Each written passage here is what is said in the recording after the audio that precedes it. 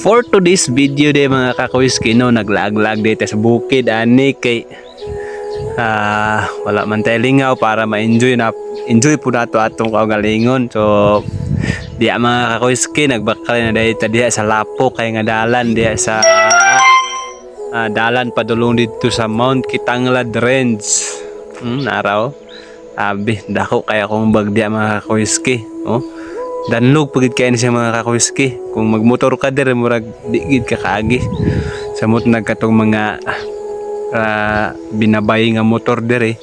So luoy gid kayo. Nayo ba natagbuan namo di mga kakuiski? Luoy kayo ginatuklod na yang motor kayo na.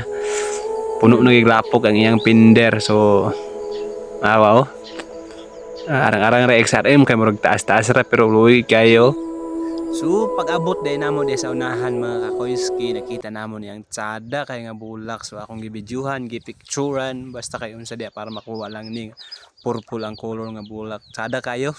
So di ara daya taman mga kakoyski, nagpa-picture na lang dayon jud diha para dili pud sayang ang atong pag-ani nga place. Thank you for watching.